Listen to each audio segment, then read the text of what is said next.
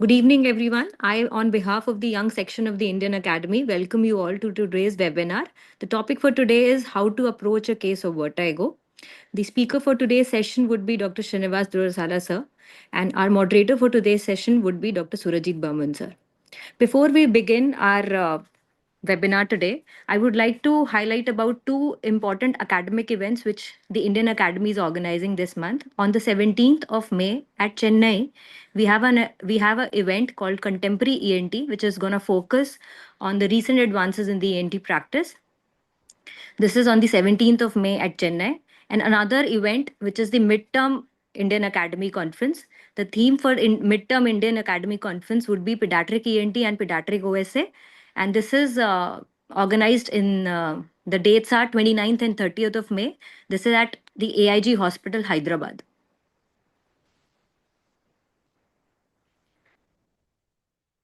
So before we take on to the academic section by Dr. Srinivas, I would just like to highlight a few points about our moderator today.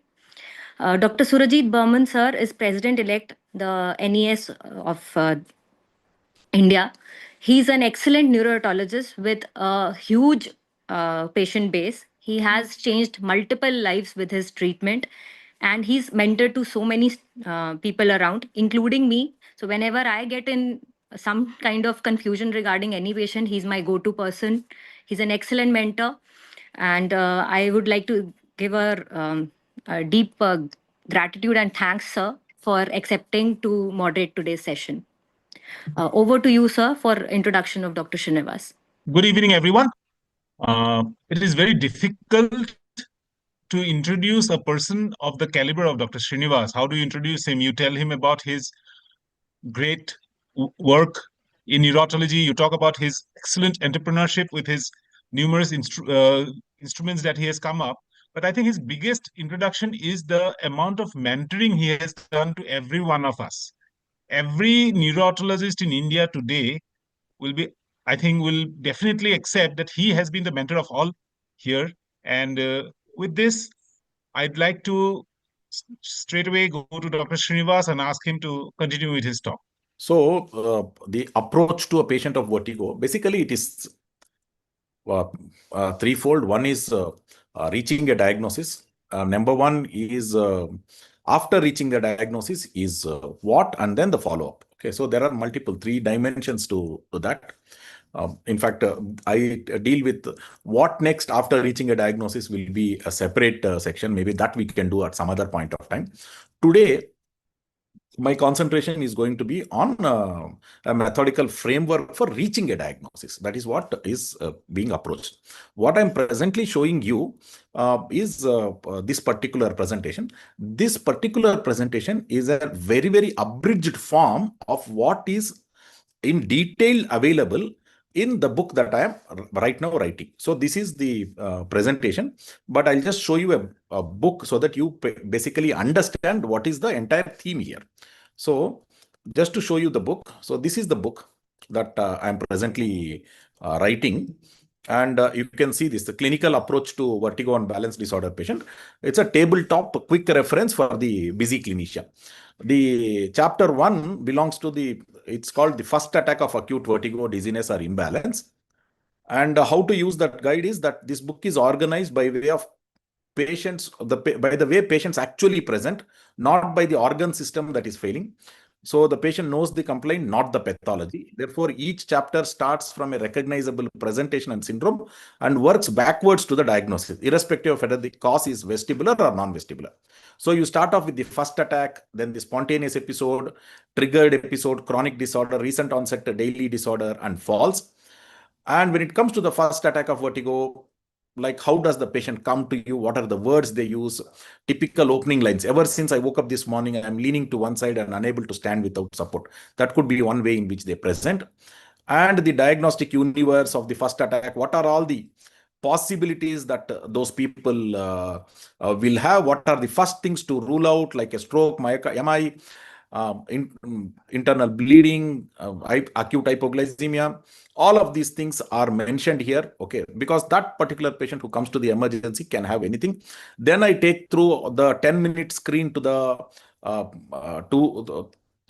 the dangerous causes. Then there are some 12 questions which can be finished in like 5 to 6 minutes to answer to whether it is a stroke or not stroke. Then you go to there are some clinical pearls in each of these things. Then it is basically a clinician's guide, okay, made to be a perfect fit for the clinician rather than theoretical fit. So for the first attack, the first diagnosis that is actually considered as BPPV, because in the emergency department to the Vertigo clinic also, at the end of the day, the final diagnosis, one of the most common diagnoses actually ends up being BPPV. So that is why that is given even higher predominance or prominence than vestibular neuritis here. And then everything else is covered like that. This is just a sneak view of the chapter 1. And when to suspect, how to suspect, what to do, all of these things are what is going to be written. Like you see here, when to suspect, what are the bedside signs and what you can do. These are the sneak preview of the book. So now what I'm right now doing here is just of that an abridged version is this particular presentation. And that is what I'm going to show you now. Okay. So this is the presentation. Okay. So a syndromic and decision tree approach, which we have been perfecting over the last 5 to 6 years, this presentation has actually grown over these years. Now the entire idea here is, first is the move beyond this peripheral and central. Okay. Whenever you open any book or any approach, okay, and even there are a lot of times I am asked to give a talk, sir, tell us how to differentiate between peripheral and central. And my answer all the time has been, that is a very, very wrong starting point. Okay. That's a outright wrong starting point. Don't start your evaluation as peripheral versus central. No, if you're starting your evaluation there, then you're not going to lead anywhere. Okay. So the binary triage that feels safe, but tells you little about what to do next, but it's a comfort paradigm. Okay. Why do I call it as a comfort paradigm is, if you are an ENT and then you rule out some things and then you are happy and then you are so comfortable, like, oh, it is not peripheral, you go to a neurologist. And if you're a neurologist, you order for a scan, MRI, and then you feel, okay, there is nothing in the MRI, so you go back to the ENT. Okay, like that. It gives comfort that your job is done and you send, but then that doesn't solve the patient's problem. Okay. So instead, just embrace the structured effort paradigm. That is, you take a clinical syndrome of presentation, take a decision tree. So how does the patient actually present to you? And each presentation of the patient opens a very short and ordered list of likely diagnoses. This is like you are attending a neat question paper. The question is there, and then you have 4 options. You just find out like what is likely to be the correct option, or 10 options and what is likely to be the correct option. In the beginning, when you start adopting this kind of an approach, it looks effortful, but you can go on reproducing. And then even on the most tiring day, you can still get like on a day when you're totally tired and all of those things, still you get the last patient also. Still you will be able to do this because you have a pro forma, like you have a protocol there. And based on that, you will still be able to get a diagnosis. Okay, so that is the entire idea. Now, when I say what are these are the presentations here. Okay, so the presentations are, this is the first pass. Okay, through that you just push it into any one of these presentations. Okay, every patient who comes to you, just talk to them for 5 minutes. And then your first idea should be, where does this patient belong in this presentation? Does this patient have recurrent spontaneous episodes of vertigo, which last from minutes to hours? Or are there recurrent, very short spontaneous attacks of vertigo? So there are recurrent longer attacks of vertigo, recurrent vertigo, minutes to hours, and recurrent shorter attacks of vertigo. Okay, these are like seconds to minutes. And then recurrent triggered short attacks of vertigo, that is immediately provoked by an action. Triggered means within the previous 1 minute or 1.5 minutes or 2 minutes, the patient did something.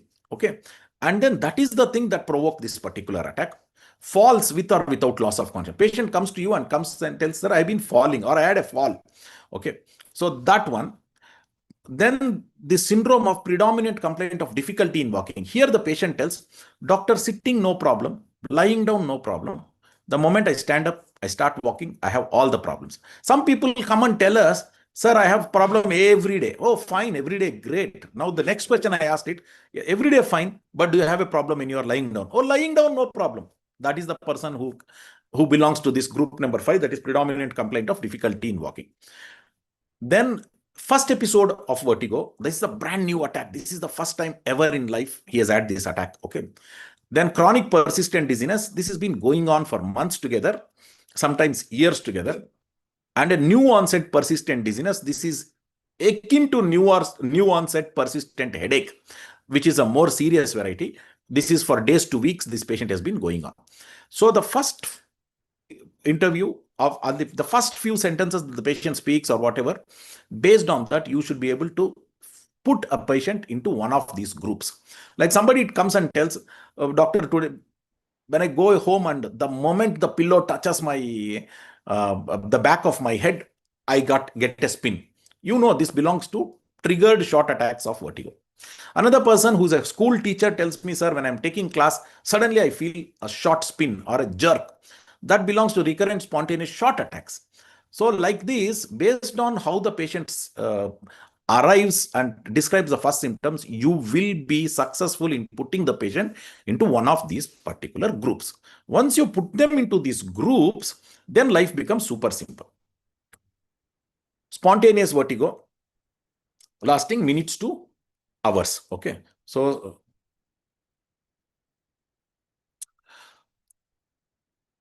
the commonest causes in the first group or the spontaneous vertigo is vestibular migraine.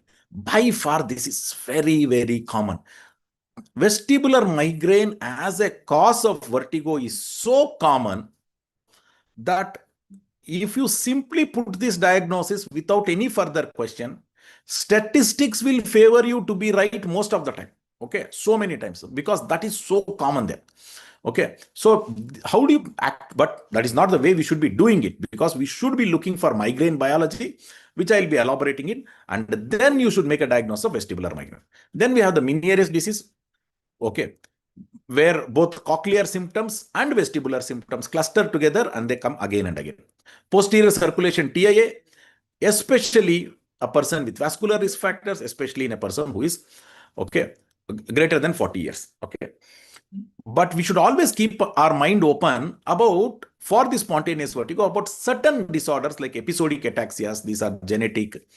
Okay, ataxia and dizziness lasting minutes to days together. These things we have to keep in mind. And idiopathic intracranial hypertension, in my view, is a migraine mimic. Okay, with audiovestibular symptoms. There are some people of idiopathic intracranial hypertension who do have audiovestibular symptoms and migraine-like features. Okay, so just don't use only the duration. You have to go for other accompanying symptoms, whether they have migraine traits, whether they have a migraine biology, they have cochlear symptoms along with the attack, whether there are vascular risk factors. These things will project. So I tell you, always make these three, take into consideration migraine, take into consideration Meniere's disease, take into consideration posterior circulation TIA, and then ask questions whether which is the best fit beyond this. Okay, so that is the most important thing. Now the questions that uncover a migraine biology are: migraine, most important point here is migraine hides without a headache. So the commonest mistake in diagnosis that I have come across so far is, and that is both by clinicians and by patients, is because there is no headache, they do not consider it as a migraine. And that is the thing that makes this diagnosis go missed, untreated for a long, long time. Okay. And you also need to ask for the entire. Today it is different, but nowadays with this vertigo it may be different. But in the lifetime pattern, even headache would have been there for a lot of time. That is the place where we come across this particular term called epigon migraine vertigo, where the person would have had migraine-type headaches long ago, but then now they are presenting with recurrent headache before. Now it has metamorphosized into recurrent vertigo. So I use the analogy of the butterfly's life cycle. So when you look at the butterfly's life cycle, you know, in the life cycle of there's a small egg and there is a caterpillar, then there is a pupa, and then there is the beautiful final stage of the butterfly with beautiful wings and all of those things. So it is the same DNA from the egg onwards, from the ugly caterpillar and the beautiful butterfly has the same DNA underneath. And the dormant pupa is also has the same DNA. It is all the same organism that was there, but it shows up differently at different points of time. Migraine is known for that kind of a behavior where it shows it can present differently in different ages as the person progresses. It can simply be benign paroxysmal torticollis in childhood, and then it starts becoming headaches in the younger days, and it starts becoming only recurrent vertigo as the days pass. So there are some questions which this is all something that I have picked up from patients, and this is what they have told. Do you like swings as a child? Okay, the answer no tells that there is a migraine biology. Did you like drums in school? Can you read in a moving vehicle? No, sir, I can never read in a moving vehicle. Okay. Do you have acidity? Okay, acidity and migraine go so common together that there are patients who tell, when my stomach goes wrong, I also get this vertigo. Okay, not just acidity. There is a GI comorbidity in multiple other ways, including food intolerances that can cause this kind of vertigo attacks. I don't know, at that time when it is so specific, you should still call it as migraine, or we can come up with a better term, is something for a separate discussion. But then there is so much link with how good is your gut and how many attacks of vertigo or headache you keep getting. Motion sickness in siblings or children is again important. Okay, even when the personal history of motion sickness is not strong or absent, then you can always ask in siblings. The ability to tolerate hunger. Are you a person who gets angry when hungry? Okay, so this again is a migraine biology. And usage of eucalyptus, menthol, camphor, this tells something. People who are using these things are using them for a reason. Maybe that also is a factor that they are migraine. They are already having migraine. The other thing is these themselves can be triggers which will lead to persistence of the migraine. Okay. Then the migraine itself has 5 vestibular phases. It's not like migraine related vertigo. It presents in the same way with everybody. There are so many different ways in which it can present. Just the Barney Society has picked up 5 different varieties. There are so many other things that can come. It can come as a spontaneous vertigo. It can come as positional vertigo. Just visually induced vertigo. Okay, complex visual scenes move. Okay, head motion induced vertigo, or after head motion induced, they feel dizzy for a long time. Okay, all of these things can present in migraine, and beyond this, short spins can be seen in a lot of migraine patients. Okay. Now, when it comes to Meniere's disease, you know, this is the tetrad. There is a ear fullness, there is tinnitus, there is hearing loss, and of course, vertigo, all of them occurring together. The duration is 20 minutes to 12 hours. Okay. This is the time when the patient needs to be fully resting, not the time for full resolution. Lot of times, just because when we apply this criteria, the patient feels tired for the next 2 or 3 days. And when the person feels tired for the next 2 or 3 days, then you think, oh, it doesn't fit into the criteria. No, it is not like that. The criteria uses only the at the time at which the patient cannot do anything else. That severe vertigo, that is the duration that we need to take for this migraine. Okay. So this is how we have to read the migraine. Okay. So we need to also, an important clinical tip that I keep telling people about migraine is, the sun does not both rise and set on an attack of migraine. If the sun both rises and sets on an attack of migraine, that is an indication for imaging. Okay, that person should undergo an MRI. Okay, what is the meaning of this? I'll just elaborate. If somebody starts off having a vertigo attack at 5 a.m. in the morning, the sun rises at 6 a.m. The sun will set at 6 p.m. By 6 p.m. the attack should have gone. Or somebody gets an attack at 4 p.m. or 5 p.m. or 11 a.m. in the morning. The sun can set at 6 a.m. and still the person can have a vertigo attack. But by the next day morning, by the time sun rises, he should no longer have the vertigo attack. If the person is going sees both a sunrise and a sunset on an attack of Meniere disease. I'm sorry if I misuse the word migraine there. Okay, maybe I was just this. If the Meniere disease, okay, if the sun both sets and rises on an attack of vertigo, then you should start suspecting that it is not Meniere disease. Some other likely diagnosis is likely to be there. Please always image this patient. This is how we pick up endolymphatic sac tumors, these kind of things. Okay, so that is one important point. We also need to remember some variants like a cochlear or atypical variant where in the beginning it's only fluctuant hearing loss without much vertigo. Only vestibular variant is there, okay, without cochlear features.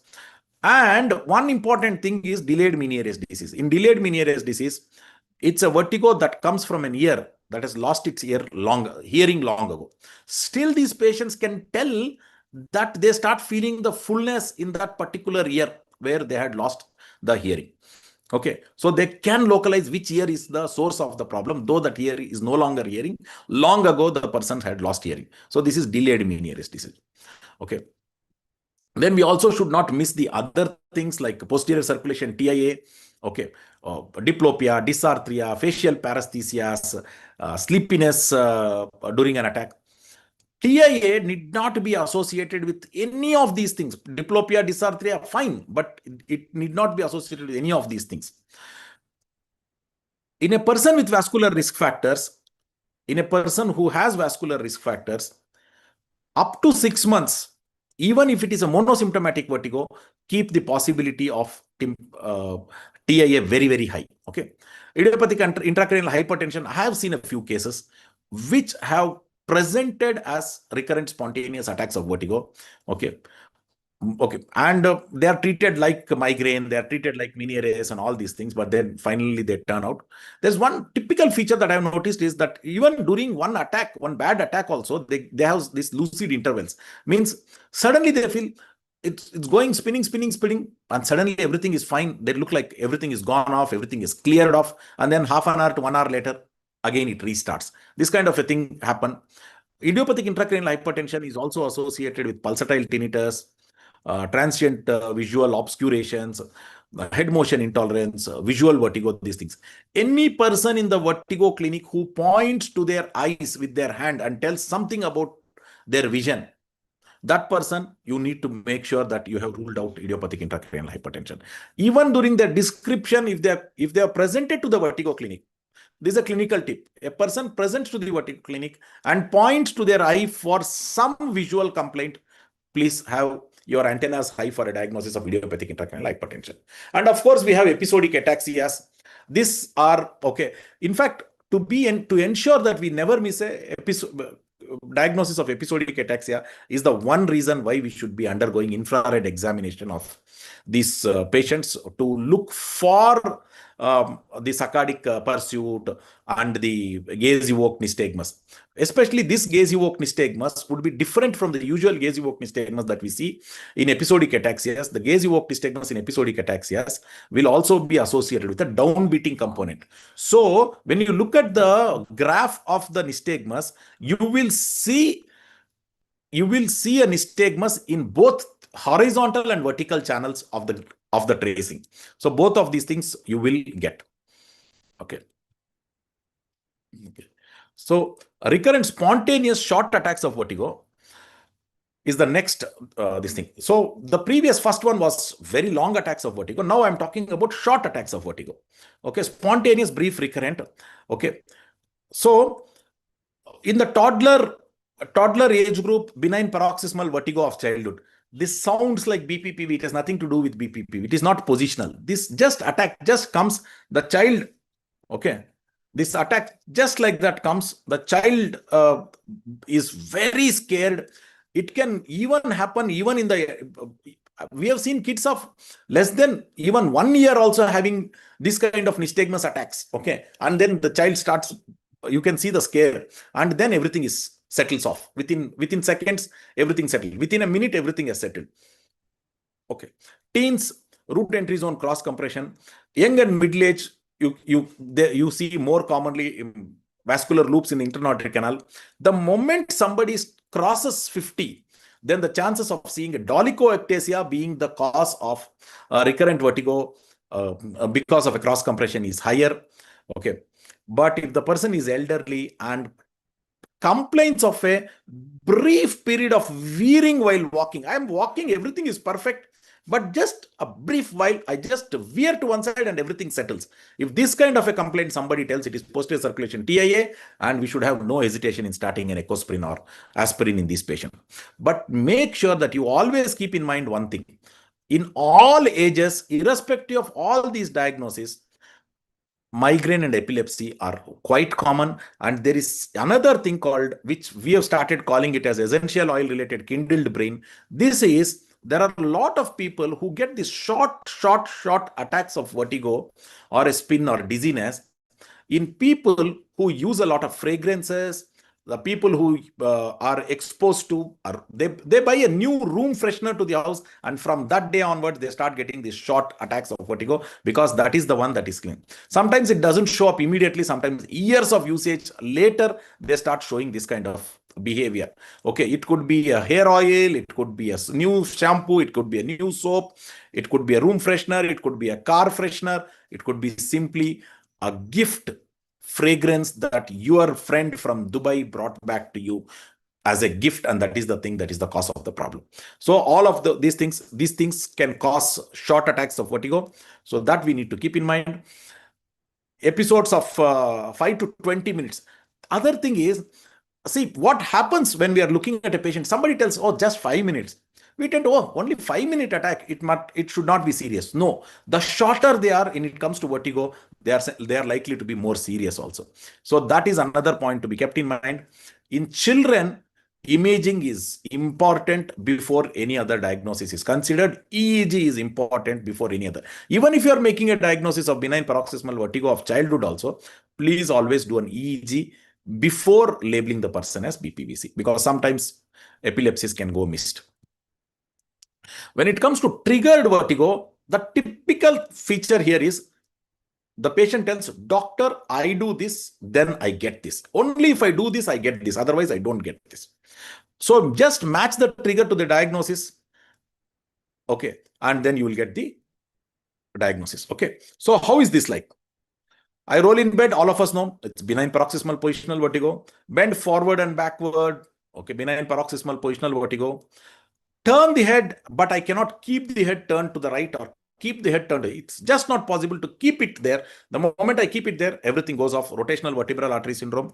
I need to just update this with a new patient, another diagnosis that we just made about 2 weeks ago. Another patient who just came to me and told, doctor, I'm fine otherwise, but when I keep the head to the right in a certain position, I start feeling vertiginous, and it turned out to be he had a unilateral sensory neural hearing loss for years together.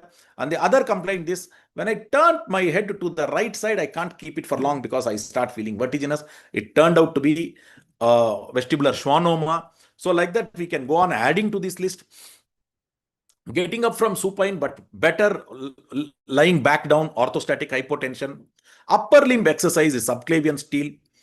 When shaving the neck, when they touch the neck, they start feeling dizzy, or a tight collar when they wear, they start feeling dizzy. This is carotid sinus hypersensitivity. Every head motion is making them dizzy. It's vestibular migraine. In fact, if you go by in the population, the common conditions, then vestibular migraine and head motion dizziness would still be high. Okay. So these are clear trigger based. The moment you know the trigger, you get the diagnosis.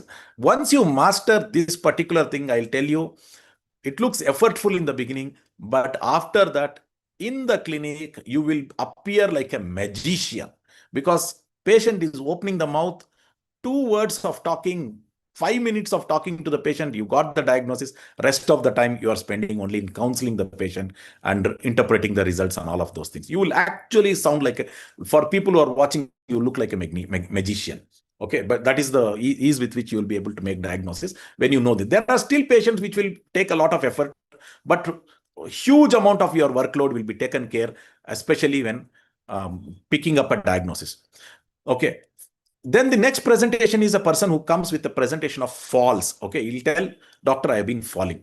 One important thing, even before the question here, okay, has there been a loss of consciousness? Even before this question is asked, you should always suspect one possibility, which is lot of time missed. And okay, there is, I can't say time is lost, because the condition that I'm going to tell about is a condition where there is nothing called time loss, because it's a relentlessly progressive condition.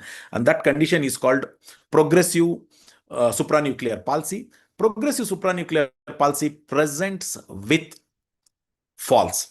Okay, presents with falls, and patients are not really able to tell other things about consciousness, no consciousness. They're really not able to tell a lot of answers to your questions. The way to diagnose them is by looking at the eye movement. The horizontal eye movement will be slowed. The vertical eye movement will be grossly reduced.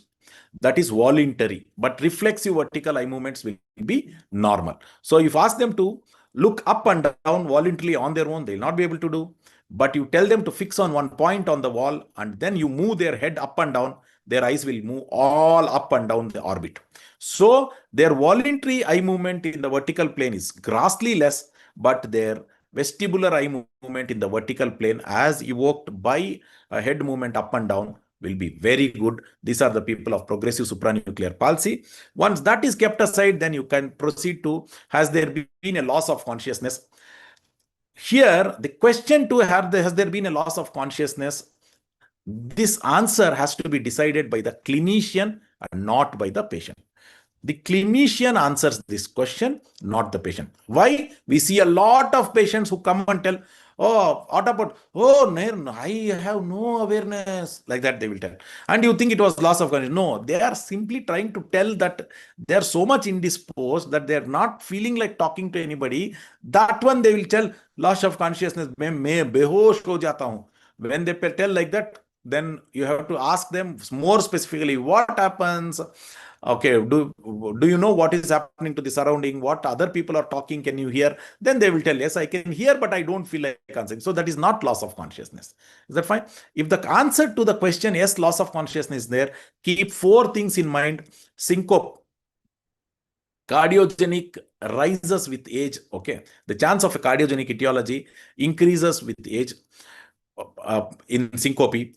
Then epilepsy is another thing. One important thing which we need to note, which I used to miss in the beginning, maybe 10 years ago, I used to miss, I missed a lot of these conditions. The moment syncope used to be told, I used to think that, okay, this is not my case or my diagnosis or whatever. But then I started recognizing a lot of people with migraine who also have an increased syncopal tendency. So syncopal migraines are there. And then if the patient loses consciousness in front of you in the clinic, in the vertigo clinic, patient becoming unaware and just falls off, you think only in terms of conversion disorder for all practical purposes. Of course, we are clinicians, we will be careful, we'll do things. But then people who've been brought and then who fall in front of you, it's a conversion disorder. Okay, this is one kind of somatization. But then once you approach the problem and then find out what exactly is the trigger, then you will be able to solve the patient's problem. Because there are, life world is not very kind to all of us. So it's not a perfect world there. So there are some people who find it easy to manage. There are some people who cannot verbalize, who cannot tell their problems, their troubles to people. So it just sometimes shows up as conversion disorder. So we have seen perfectly reasonable people, exceptionally productive people, going through one phase of conversion disorder where they just fall. But then you identify, you tell them this is the problem, this is how it is coming out. Don't label them as mad, or they label them as having psychological illness or whatever it is. You tell them that, okay, there is a conflict which is not able to come out, and you are presenting it like this.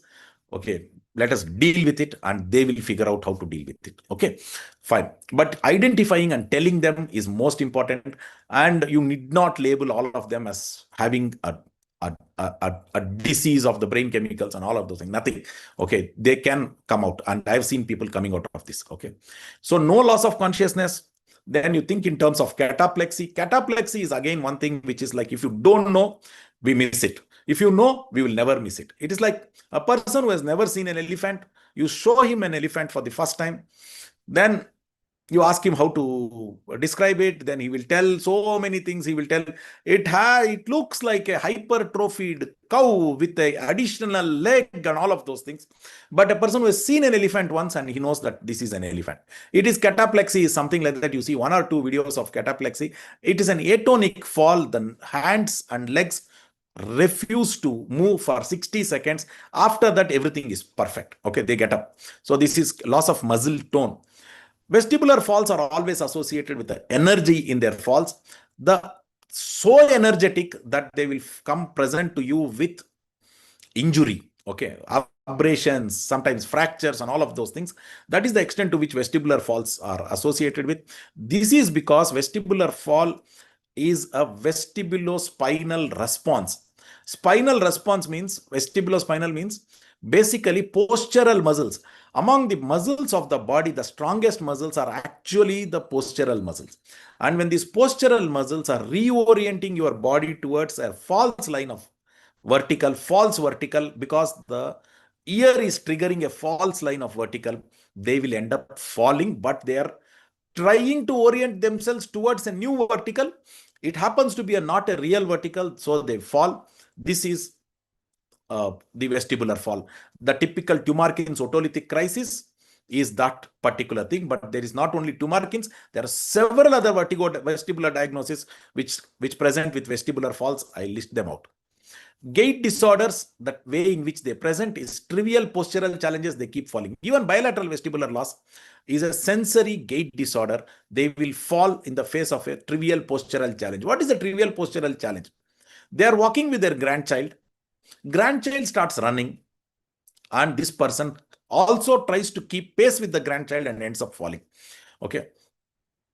So like this, these are postural challenges which other person would be able to manage. These people will not be able to manage. Okay. We see this in the airports and all of these things. You see a small toddler, and then there is an elderly person. The toddler is running away, and these people are trying to. So all these things we see. Environmental causes of falls, all of us know. This is important because I have had a patient who was actually having a thiamine-related cerebellar disease. Then I treated the thiamine, and then the patient became okay. Everything was perfect. And then he comes back and he tells, I had a fall. Then I started getting worried. What was my diagnosis wrong? Okay, or is it something else that is happening to cerebellum? Is it really deteriorating? And then I asked, what was the circumstances? And he told there was water. He slipped on the water, and oh my God, then that's an environmental fall. That is nothing to do with your disease. So these things to know is very important. There are some points that are to be known, especially between syncope and seizure, especially a person who comes to vertigo with a fall and these things. Limb jerks, okay, does not tell whether it is a syncope or seizure. This is a very important point, okay. This is one point which has been emphasized by Dr. Balamurugan. Okay, he tells that about there is a YouTube video that you can all look up at. The video is called Fainting Lark. Okay, if you just type Fainting Lark, FAINTING LARK. Okay, Fainting Lark. This is an experiment done in a medical school where syncope was artificially induced by hyperventilation. If you hyperventilate and then do a Valsalva, you will get a syncope. Okay, anybody hyperventilates and immediately after hyperventilation does a Valsalva, you will develop a syncope. So medical students were done this, and this was all video recorded on film. And you will see so many of these, almost every student who fell had limb jerks, and they were all syncopes. So a presence of jerk itself does not tell whether it is a seizure or a syncope. But when it happens, it is like, okay, the timing of the jerk separates, okay, this thing. So in seizure, they jerk at the start of the attack itself, whereas after in syncope, they fall and then they will have a jerk. Okay. The headache, if somebody tells, I started off with a bad headache from morning till evening, I was having a headache, and evening I just had a fall and then lost consciousness, then I got up, then possibly you're looking at syncope. Somebody was all fine, they had a seizure, they fell, and then they woke up and they had a bad headache. That's a point in favor of seizure. There are extremes where it happens the other ways around also, but this is a general thing. when somebody has fallen, nowadays CCTV cameras are throughout there, some people, or you can witness some of these attacks.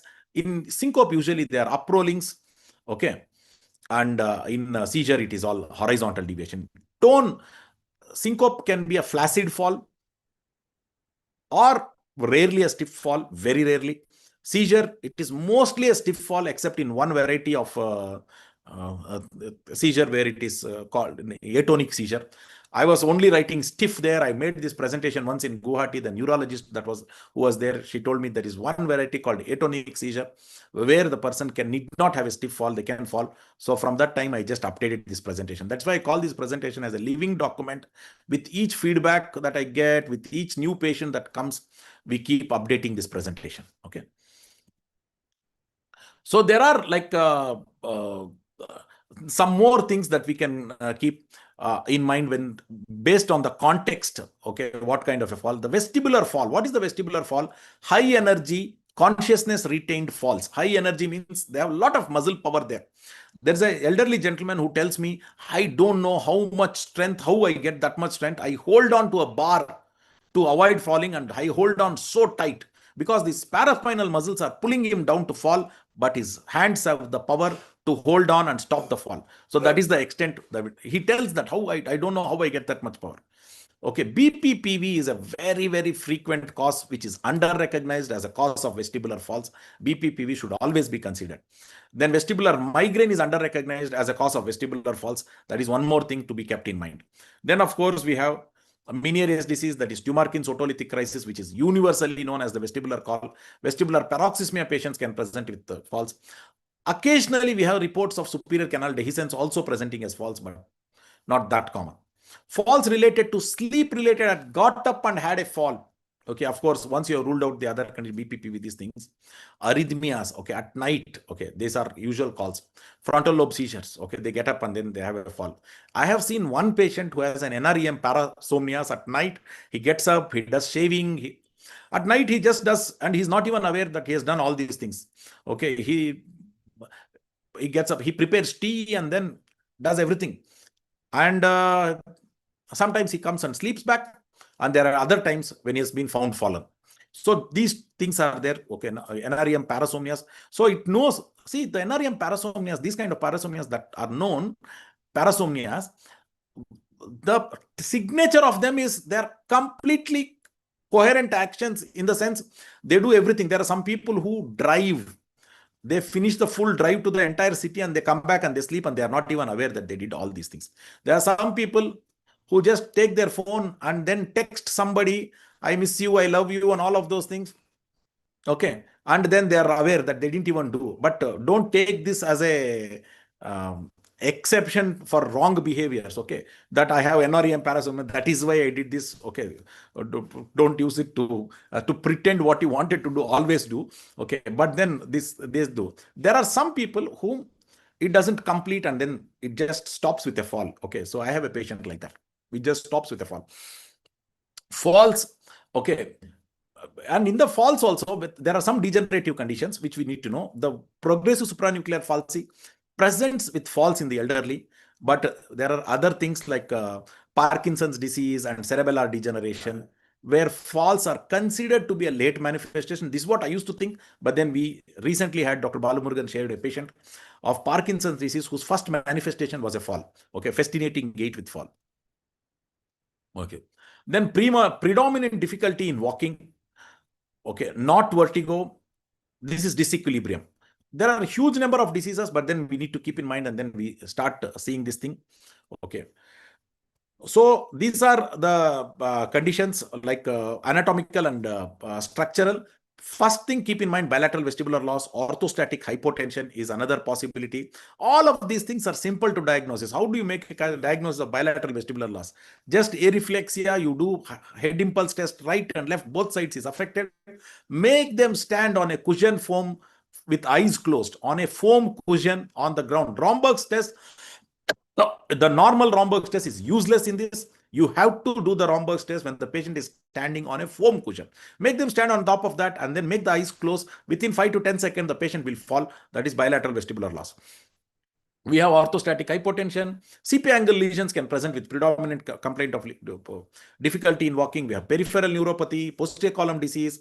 Knee osteoarthritis is under-recognized cause in the balance clinic, but then we do see, if we have our eyes open, of the patient who presents, whose primary problem is knee osteoarthritis. After that, everything else losses. And then, of course, they will also develop a sarcopenia because they are not moving around much. And then they have weakness, predominant complaint of difficulty in walking. Then we have the motor weakness, that is just sarcopenia. Every person after 40 years of age, if you don't hit the gym, if you don't start doing exercise, you are going to lose muscle. Okay. So, and then at one point of time, it will reach a critical stage where you will be able to, it will become difficult to walk and you wouldn't even realize. I have a few patients who have undergone so many vestibular investigation that vestibular investigation looks like a big 2 files, 3 files, 10 files they bring. And then finally the diagnosis turns out to be sarcopenia. You strengthen the muscles, they're all fine. Of course, cerebellar degenerations, limb length disparities, frontal gait disorders, extrapyramidal disorder, all of these things. Just knowing them will tell us, okay, what exactly we need to do to pick up the diagnosis. Then there are some common combinations of conditions. The moment you see that, you'll be able to pick up a diagnosis. Cough and ataxia, canvas syndrome. Okay, during our recent IBF, Dr. Yana from Romania had presented about canvas syndrome and this, where if you see cough in a person with ataxia, okay, please think in terms of a canvas syndrome. Okay. Okay. So this is cerebellar degeneration happens, the vestibular degeneration, lot of ganglionopathies happen in this patient. Ataxia plus opsoclonus paraneoplastic syndrome to be suspected. You look for a tumor hiding somewhere. Ataxia in an alcoholic person, thiamine deficiency is the cause. Ataxia in a person who is post-bariatric surgery, okay, he's having difficulty in walking, think in terms of thiamine deficiency. New ataxia in a child, post-viral cerebellitis. Okay, this is very common. Again, this is missed a lot of times. Okay, new ataxia in a child, the first diagnosis that should come to mind is a post-viral cerebellitis. Everything else is after that. The reason we should recognize that immediately is the dramatic response to steroids. You give steroid, within 2 days, the patient is all perfect. Okay. And then predominant complaint of difficulty in walking related to drugs are also known. One of them is the drugs related to prostate, which causes orthostatic hypotension, and therefore the patient has a problem. But we also see, we know Dr. Pradeep Pundavalli had presented a case of metronidazole-induced cerebellar dentate nucleus dentate nucleus inflammation. So that also causes difficulty in walking. The biggest culprits now present day is gabapentin and pregabalin. Lot of people are being prescribed gabapentin and pregabalin for a lot of the so-called neuropathic pains, and then they are again causing difficulty in walking. Of course, phenytoin, we all know, if it is there. If a person is an anti-epileptic agent, phenytoin, and that person comes to you with ataxia, think in terms of a phenytoin toxicity. So these are things that you keep in mind. You know the syndrome. You just open this chart, look for them first. Most of the time, you'll hit the bullseye. If you don't get it, then you can always spend more effort and then try to pick up a diagnosis. The next one is the first episode of vertigo or dizziness. The first episode of a single brand new attack. Common causes coexist with red flag mimics. Okay, you have to keep in mind both. For some reason, previously I was not even mentioned BPPV here in this particular section, but as we see in the clinic, in the presentation, so many of these persons turn out to be BPPV. That is why I just given the high rank to BPPV even in the first episode of vertigo. And the other thing is, the person with BPPV, they have a lot of difficulty on day 1 to tell their triggers. It is only from day 2, day 3 that they really know their triggers. In the first day, they are not really able to tell the triggers. That is why we need to consider this even under this heading on this presentation. Okay, BPPV. So only the positional testing will show. Vestibular neuritis and labyrinthitis is one more thing. Okay.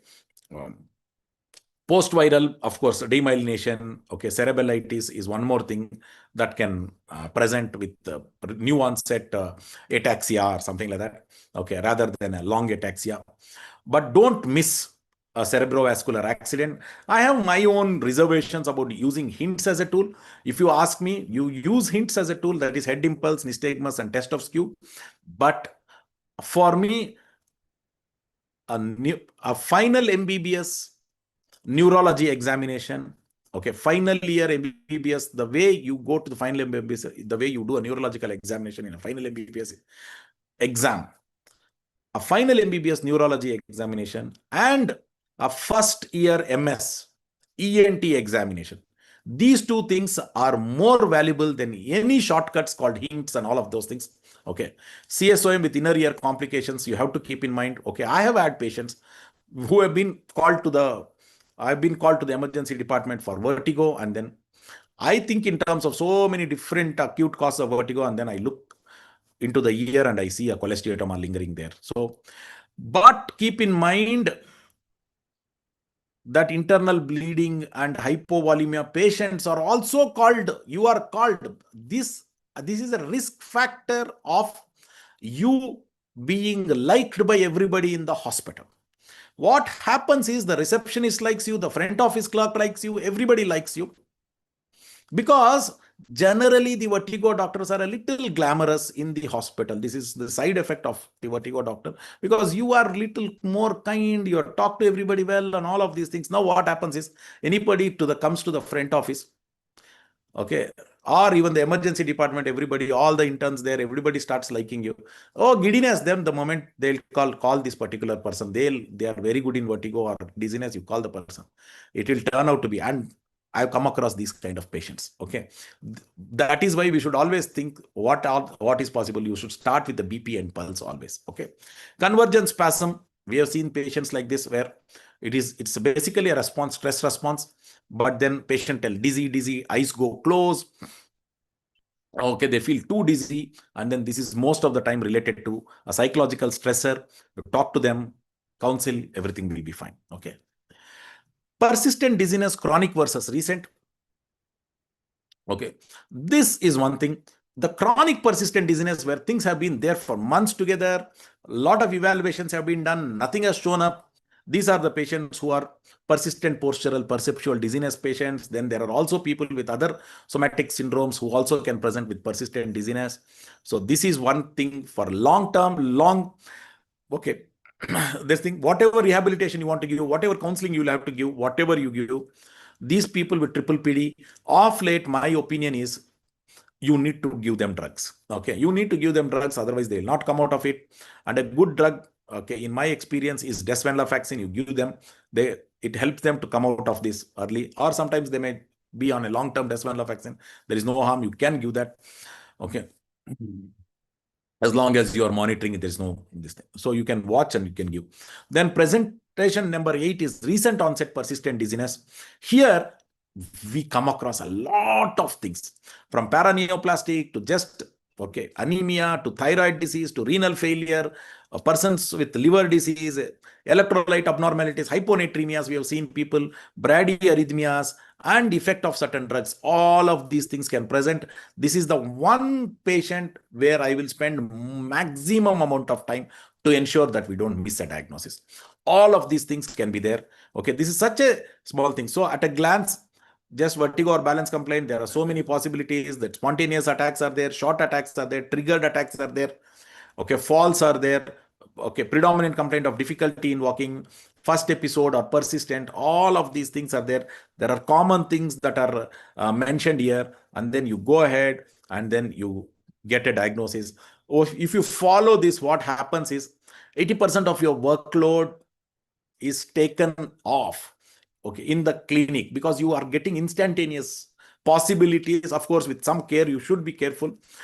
Then what happens is the remaining time that you save by following this one can be approached, can be given for the difficult to diagnose patients. So this is the entire thing.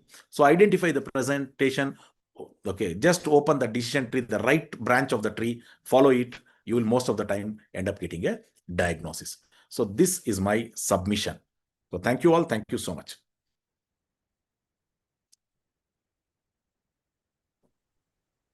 Thank you, sir. It was indeed a very thorough presentation, and I think your presentation makes life a lot easier for everybody listening to it. And any new vertigo patients coming up tomorrow to any of our clinics will benefit from these presentations. We have a huge number of questions, so I'll straight away go to the questions. Yeah. Well, the first question is how to differentiate positional vertigo of BPPV from vestibular migraine? Hello? How to How differentiate to? positional vertigo of BPPV from positional Hmm. vertigo of vestibular migraine? Okay, who's asking that question? So these questions have come up from the team, so I don't Okay, have the fine. name of who is Okay, asking fine. here. We don't have the names. Fine. So one thing is migraine itself. Okay, so migraine itself can present as can cause BPPV. The proper BPPV can be caused from migraine. So that is one thing that we have to keep in mind. Is that okay?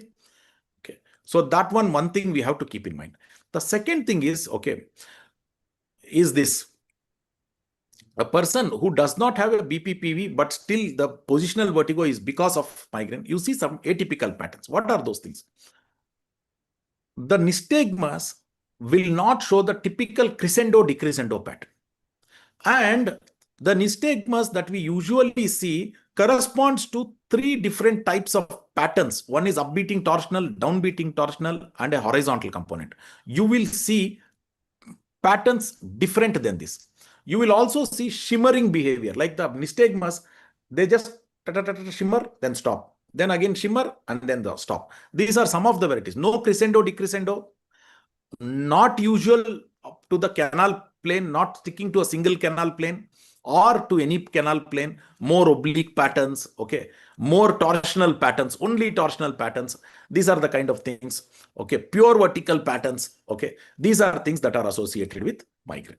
Okay, but keep in mind that migraine can also present a proper mechanical BPPV because migraine is vasospasm, can cause otolithic disruption, and that otolithic disruption can enter this. Is that okay? Yes, sir. So the next question is how long to put patients on migraine prophylaxis? Oh, this is big. Okay. So it all depends. If it is magnesium, I consider magnesium as a drug. So if it is magnesium, you start magnesium at least 1 month first, and then every month for one week and lifelong. That's it. That is one. If you're using flunarizine, not more than a month. Okay, flunarizine is very good in the short term. For 5 days and 10 days, it's beautiful. But flunarizine is a dirty drug in the long term. It causes Parkinsonism, drug-induced Parkinsonism. If you give it in long term, it causes slowing. Okay, that can be a manifestation like Parkinsonism. It causes depression. And most worst of them, all these things, is it causes weight gain. So all of these things are there. Therefore, I wouldn't give flunarizine for longer than 1 month. But most of the time, my flunarizine doses are 5 days and 10 days doses only, because these people do well even with that. Whenever the attack comes, you give that. But if it is propranolol, then I will give for minimum 100 days. Okay, propranolol, minimum 100 days. And then if it is like if it is this thing, what is that? Um, Amitriptyline, then I've given amitriptyline for even 1 year, 1.5 year, 2 years also, no problem. Okay. Like generally people think amitriptyline has to be stopped. No, it need not be stopped. Okay, it can go on. Okay. 10 mg amitriptyline, no harm. The patient there is no harm in feeling a little happy every day. Okay. So the next two questions are similar. Okay. Meniere's disease, your treatment protocol, and patients with recurrent attacks in Meniere's disease, what is your management protocol? Okay. So I will give my take on Meniere's disease first. Okay. First and foremost is I am not a person who agrees with the Reisner's membrane rupture theory of migraine. Okay. So that should have been long discarded and thrown into the dustbin long ago. Somehow we have just kept that ongoing and ongoing and ongoing. Okay, which is not correct. There are twofold problems in Meniere's disease. One is it is being triggered by migraine, the vasospasm of migraine, the trigeminal activation in the endolymphatic sac in migraine, the trigeminal activation of the pathways that actually control the blood vessels within the inner ear. These are the triggers of Meniere's disease in a lot of people. It is not a coexistence. It is a concurrent pathology. It is a common pathology. Okay, it is not like they coexist. A lot of people think that it is this and that are coexist. No, it is concurrent. That is number one. The second common thing that is happening in Meniere's disease for me is that it is a immune attack that is happening, the seat of which is the endolymphatic sac. The seat of it, which is the endolymphatic sac. And in my view, okay, this is controversial, can be whatever, but then we are here to discuss science, so it doesn't matter. Whoever gets that idea can do it. Is that in a person in whom, unfortunately, this is not yet started, but I'm telling this should be started and this should be embraced. And some studies should start off with this. In a person in whom there is no migraine and that person is getting recurrent Meniere's attacks, that person, we should be offering endolymphatic sac surgery more often than what we are presently doing. And in that endolymphatic sac surgery, we should be removing the lateral wall of the endolymphatic sac. We should be denuding the medial wall of the endolymphatic sac. De-roof and denude. De-roof the lateral wall, denude the lateral surface of the medial wall, so that there is nothing left of the immune activity of the endolymphatic sac. If at all it is also going to help in drainage, let it help in drainage. This is my opening statement when it comes to how the treatment of Meniere's in the future should go. If the person has significant migraine history, treat him as migraine. Treat him as migraine. Okay. So this is what I'm telling. But then now if we have to choose medicines, if the patient has been benefited by beta-histine, I don't agree with beta-histine for BPPV, beta-histine for residual dizziness. All of those things are plain bullshit. Okay, plain bullshit. Whichever, whoever tells that, it is all bullshit. There is no scope for beta-histine in any of the BPPV, but there is a scope for BPPV, for beta-histine in Meniere's disease. You please use beta-histine. Okay, so you can, if the patient is fine, you can give it for a month, 2 months, no problem. That is okay. Then if the patient is not a beta-histine responder, choose one of the diuretics. Okay, or a steroid. So the diuretics that I use are hydrochlorothiazide 12.5 mg, or I also use the spironolactone 25 mg OD. Okay, so when it comes to hydrochlorothiazide, I stop it early. Within 1 month, I'll stop it. When it comes to spironolactone, I've given it for months together. So no problem. Okay, that is one thing. Then the other one is steroid. But I will tell you, surprisingly, there are 2 other drugs which have been working well for Meniere's disease. That one is propranolol. Okay. In spite of absolutely no migraine evidence, propranolol has been working wonders in some of my patients. Second one that has been working in my patients is amitriptyline. Okay, these again things, if the patient is intractable, you can try these things also. Don't give up on the patient. One after the other, keep trying. One thing will show success. Propranolol and amitriptyline are magic drugs. Like when nothing else works, now I started using them also. And one more recent finding in migraine is Rimigepant. I mean Meniere's. Okay, Meniere's disease, though it is Meniere's disease, including the Meniere's disease of drop attacks, I have about now a few patients now, okay, who have benefited from Rimigepant. Okay, that is a tablet which comes as 75 milligram tablet on alternate days you give. It's very costly. It costs about 1,500 Indian rupees, but then it is very effective. Okay, so this is the number of, but then it is not long term. It just works for 1.5 months. Again, you'll have to repeat. Okay, it turns out to be very costly. Is that fine? Yeah. The next question is, should a ophthalmological evaluation be routine in all migraine cases? Eye examination is routine. Routine, I don't know. I've not considered this, but no harm. No harm.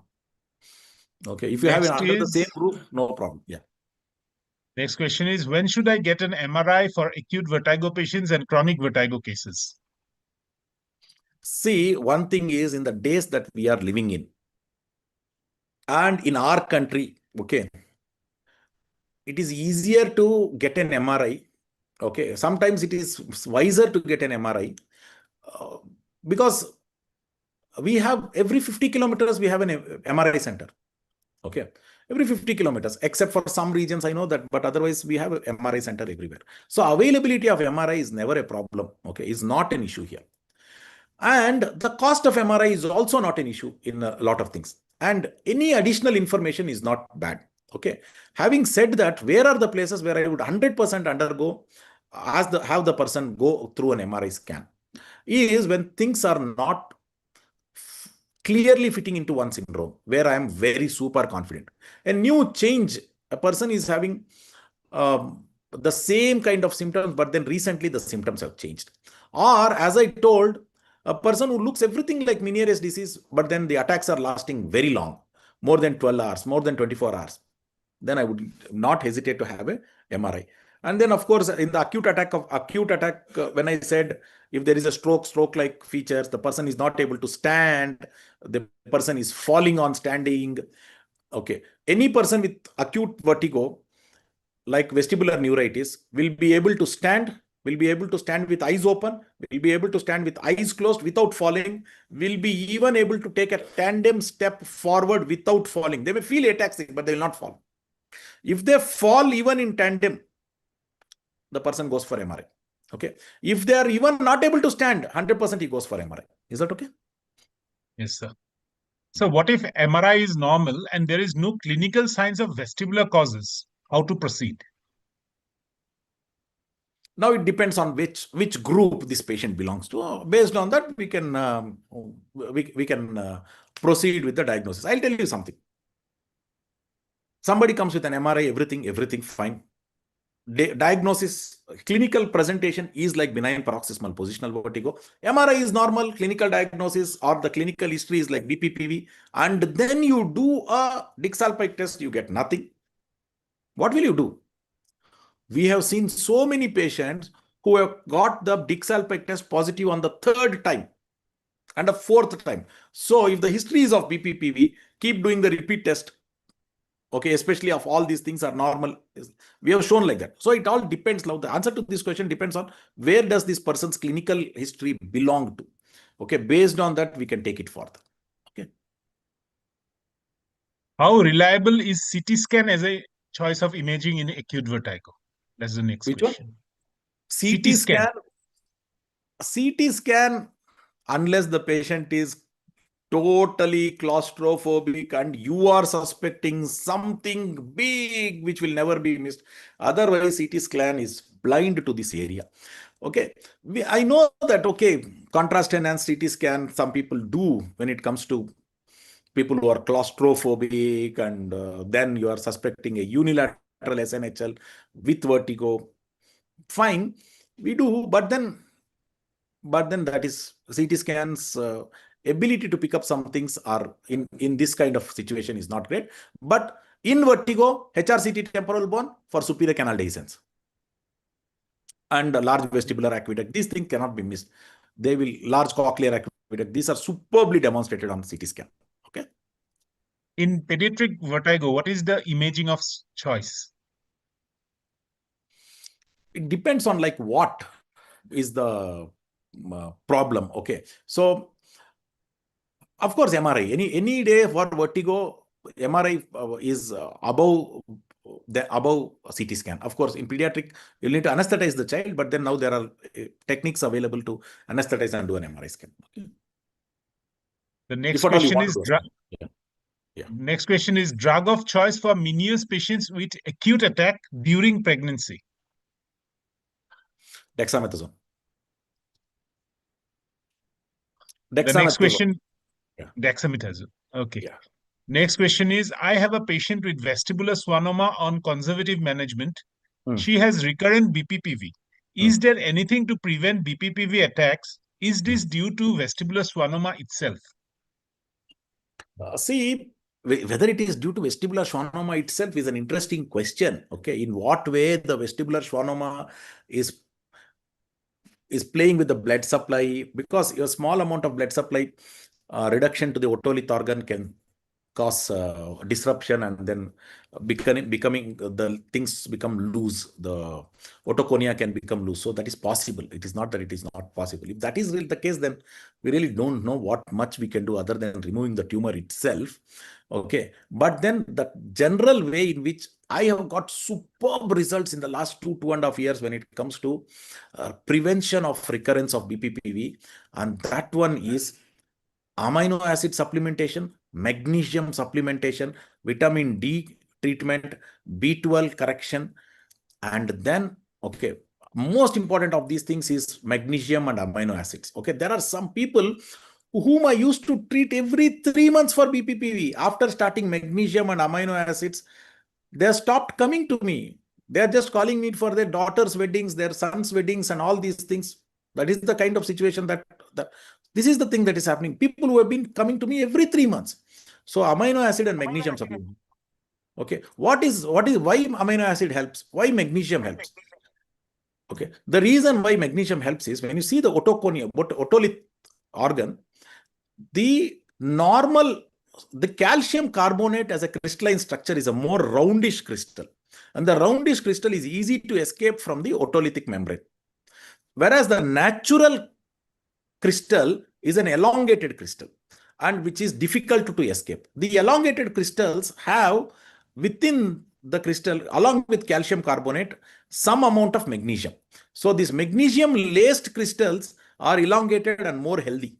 The healthy crystals have magnesium in them. And this has been studied with spectroscopy, and they've found that the normal otoconial crystals are not pure calcium carbonate. They are also laced with magnesium. And when they synthesized this kind of thing in the lab, the magnesium laced crystals again in the lab also started becoming elongated. So in the body, every part of the body is recycled every few months, every few years. Okay, all the muscles, every nitrogen atom in the muscles, it is just that our body is the same, it looks the same, but throughout our life, every part has been recycled. Okay, so in that recycling, the otolithic recycling takes, say, 3 months. I don't know the time. Within that recycling time, by the time if you give magnesium, after some time, all the things are replaced with the new crystals which are magnesium laced calcium carbonate, and they don't escape so easily. So magnesium supplementation and amino acid, because when you give pure amino acid supplementation, the otolith crystal starts the meshwork that holds these crystals, the protein meshwork, the otolin, all these things, they also become stronger. These two things, along with migraine prophylaxis and any concomitant nutritional deficiencies correction, has been the best when it comes to preventing recurrence in BPP. Okay. Great. So the next question is, how do you step up or step down treatment for vestibular migraine? Okay, 1 minute. Okay, but just a small thing. I also have one more session coming up. By now, I should have been logging into that session. Okay, so just to keep in mind, because we have the Yenepoya course that starts at 7 o'clock. I usually start at 6:45 that session, so that people can join into that session. Okay, so just with that in mind, I want all of you to excuse me, okay, for that. But I'll answer this question and probably another 1 or 2 questions. Okay, fine. Yes, Dr. Surajit. This question is step up and step down of vestibular migraine. Is that right? Yes. Okay. Non-response is step up. For me, step up is like from single drug to double drug. Okay, that is the step up. So if I'm only on propranolol, I'll add propranolol plus flunarizine, or sometimes I just add amitriptyline, like that. Okay, that is the step up. And non-response is the step up. The next step up is nowadays Remigipan. Previously, I have tried the monoclonal antibody also. Okay, now, because this has become even less cheaply, more affordable compared to the injection. Okay, so erinumab was the injection that I used. Very good response. That is the step up. No response is the reason for step up. That's all. Okay. So I'll be taking 2 more questions with your permission. This is Yes. from Dr. Nilam Vaid, ma'am. When Yeah. would you refer a patient for a detailed vestibular assessment? See, first and foremost is here, what constitutes a detailed vestibular assessment is something that we need to. What constitutes a detailed vestibular assessment is a person who is interested in vertigo, willing to spend some time with the patient is the most important thing.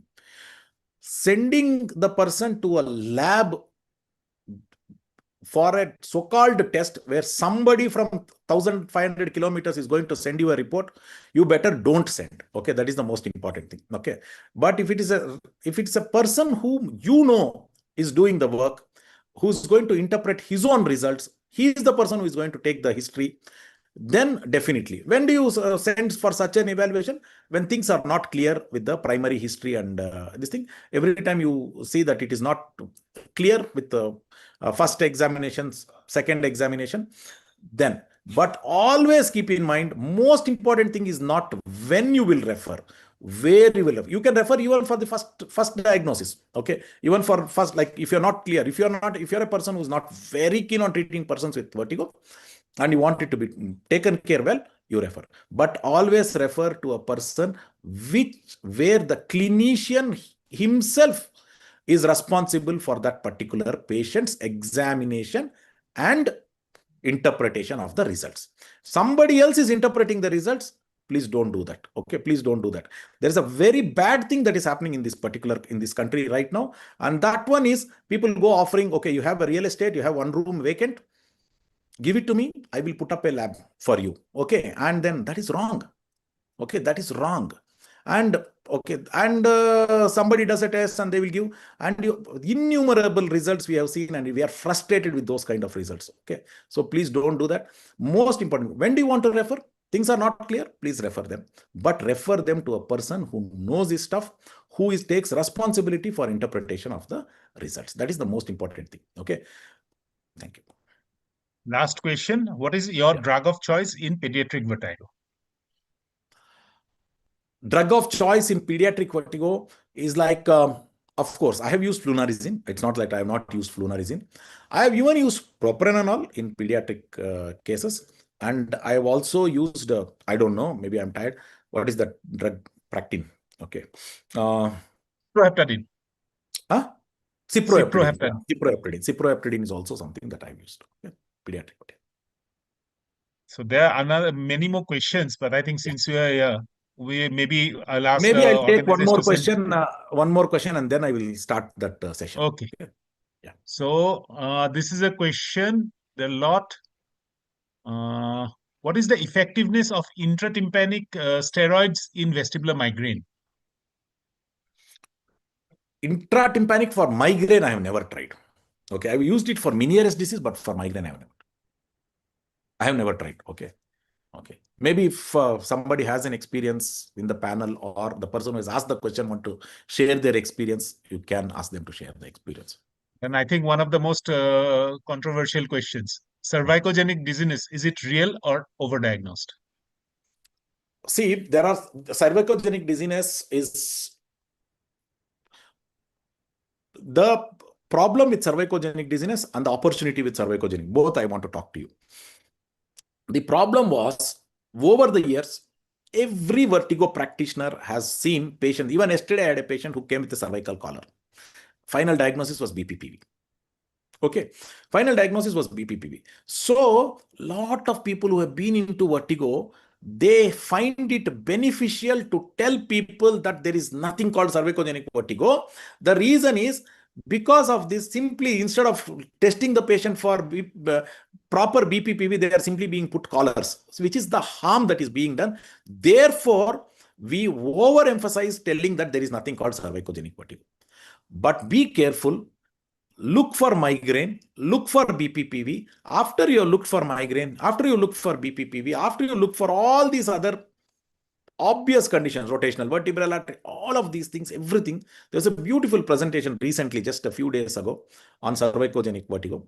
So like that. So after all these things are ruled out, then you know that there are some people with facet joint arthropathy, with deep neck muscle spasms, neck muscle weaknesses, all of these things, who also present with dizziness. So it is not a myth, it exists, but we don't have a proper measure to tell that this exactly is the cause. I have people who have been benefited with traction. I have people who have benefited with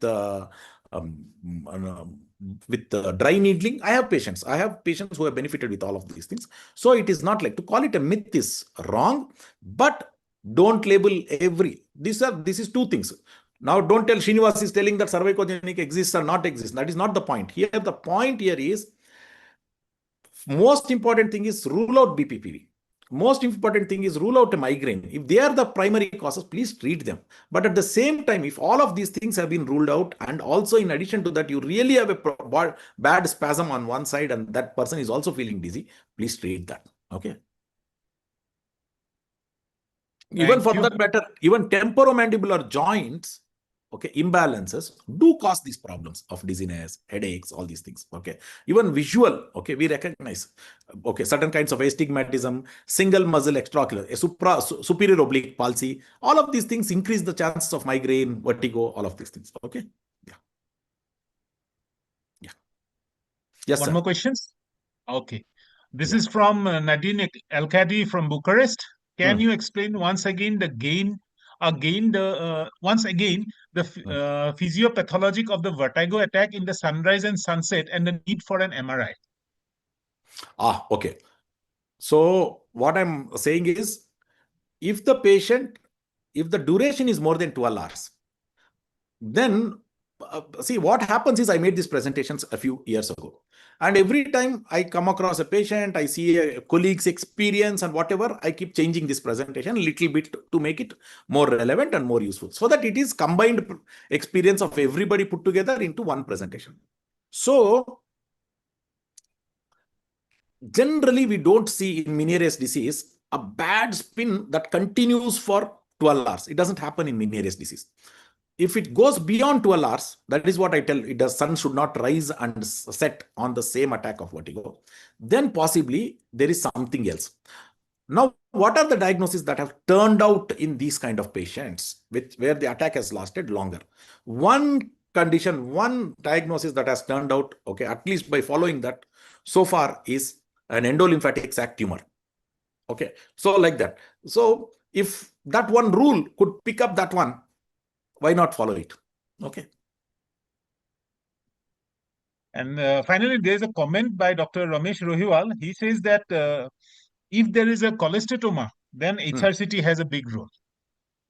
To find out where exactly is the role, where exactly is the cholesterol. See, in ENT, we all have gone through practice now. Okay, we have gone through this 20 years of discussion in ENT. We know that rhinologists have always asked for the CT-PNS before operating, and otologists have never asked for HRCT of the temporal bone before operating. Somewhere it is like what we are also gives us the temperament where, but in the modern day, after the advancement of cochlear implants and all of these things, now people have started ordering for temporal bone imaging, even for ear surgery also. So that things are changing. Yes, definitely it will help us to plan the surgery, these things. Okay. So do you have time for more questions? I'll have to log in there because I'll have to allow people to the session. Okay, then. Okay. I'll hand over to Dr. Srinivas Kamath and Nitika. Absolutely. Yes. Thank you, sir. Good evening, everyone. We'll proceed with the vote of thanks for the session. It's a privilege and honor to propose vote of thanks for today's gathering. First and foremost, I would like to express our sincere gratitude to the parent body IAOHNS for envisioning and nurturing this platform for young ENT surgeons. Young IAOHNS is truly a reflection of your commitment and academic growth and mentorship. I extend my heartfelt thanks to Dr. Mohan Kameshwaran sir and Dr. Vijay Krishnan sir for their constant support, encouragement, and guidance. Your belief in this initiative continues to inspire all of us. A very special thanks to our esteemed speaker, Srinivas sir, for delivering a clear, practical, insightful talk and such a wonderful discussion post-talk also. Your ability to simplify such a complex subject has made this session extremely valuable to all the attendees. I like to thank sincerely our moderator, Dr. Surajit Burman sir, for expertly steering the sessions, enriching the discussion, and ensuring smooth flow of today's webinar. I thank all the participants for their active engagement and bombarding questions to us, which has truly made this session lively and meaningful. With that, I conclude today's webinar. Thank you all. Wish you all have a great evening today. Thank you. Thank you, sir.